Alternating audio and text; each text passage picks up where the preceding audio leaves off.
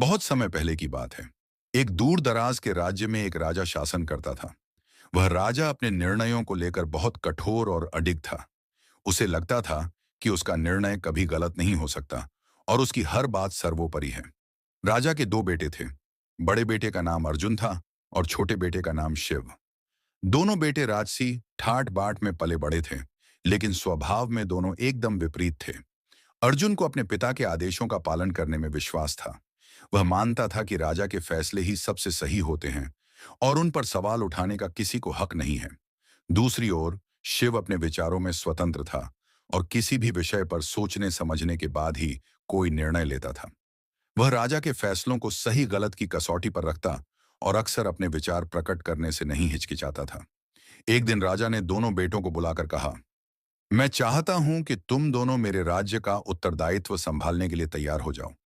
लेकिन इससे पहले मैं तुम दोनों की परीक्षा लेना चाहता हूं, ताकि मुझे यह पता चल सके कि तुम दोनों में से कौन मेरे राज्य का सही उत्तराधिकारी हो सकता है।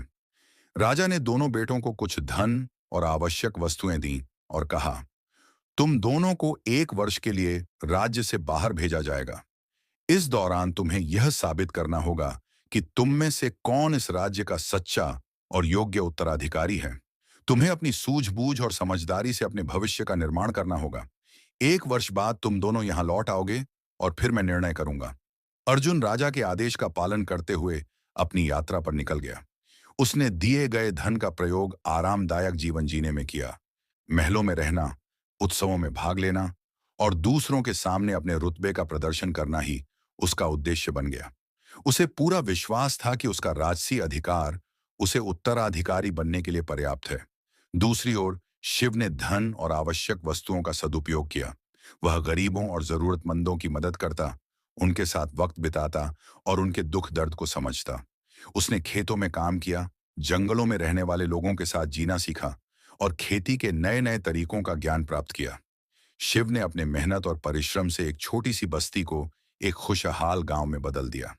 1 वर्ष बाद दोनों भाई अपने राज्य में वापस लौटे। राजा ने दोनों से उनके अनुभवों के बारे में पूछा।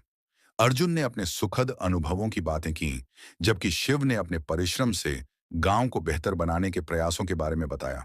उसने कहा, पिताजी, मुझे यह महसूस हुआ कि सच्चे राजा का काम सिर्फ शासन करना नहीं, बल्कि अपने लोगों के जीवन में सुधार लाना और उन्हें सही मार्गदर्शन देना है। राजा ने शिव की बातें सुनी और उसकी मेहनत और सोच को समझा। उसे यह एहसास हुआ कि शिव ही सही मायने में इस राज्य के योग्य उत्तराधिकारी हैं, क्योंकि उसने अपने भाग्य को स्वयं अपने हाथों से बनाया और अपने लोगों की भलाई के लिए काम किया।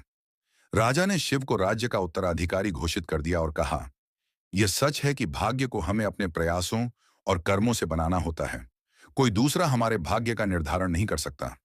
अर्जुन को यह समझ लेना चाहिए कि असली राजा वही है जो अपने लोगों का ख्याल रखे और उनके जीवन को बेहतर बनाए।